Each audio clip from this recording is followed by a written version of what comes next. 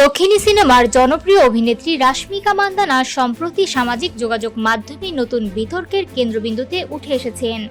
জগপতি বাবুর ZEE5 talk show জয়ম্য নিশ্চামুরাতে অংশ নিলেন তিনি। শোয়ের সময় অভিনেত্রী এমন একটি মন্তব্য করেন যা পরে সোশ্যাল মিডিয়ায় ব্যাপক আলোচনা এবং সমালোচনার জন্ম দেয়।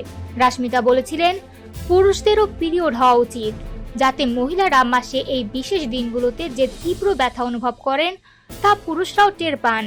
মন্তব্যটি প্রকাশের পর থেকে সামাজিক যোগাযোগ মাধ্যমে শুরু হয় সমালোচনার ঝড়। কেউ মন্তব্যটিকে সমর্থন করেন, আবার অনেকে সেটিকে কৌতুক বা অপ্রয়োজনীয় বলে মনে করেন। এ নিয়ে দর্শক এবং অনুরাগীদের মধ্যে তৈরি হয় তীব্র বিতর্ক। এই সমালোচনার প্রেক্ষিতে রাশমিকা সম্প্রতি নিজের হতাশা প্রকাশ করেছেন। তিনি জানিয়েছেন, এটি নিয়ে কেউ কথা বলবে না। শো এবং ইন্টারভিউতে যা নিয়ে এখন আমার ভয় লাগে। আমি কিছু বলতে চাইছি, কিন্তু সেটিকে সম্পূর্ণরূপে অন্যভাবে নেওয়া হচ্ছে। অভিনেত্রীর এই মন্তব্য এবং প্রতিক্রিয়া আমাদের দেখায় কিভাবে প্রকাশ্য আলোচনার ক্ষেত্রে প্রায়শই কথার প্রকৃত উদ্দেশ্যকে ভুলভাবে বোঝা যায়। রাশমিকার মন্তব্য মূলত নারীদের পিরিয়ডের ব্যথা এবং অভিজ্ঞতাকে বোঝার প্রয়োজনীয়তার উপর জোর দেওয়ার উদ্দেশ্য ছিল।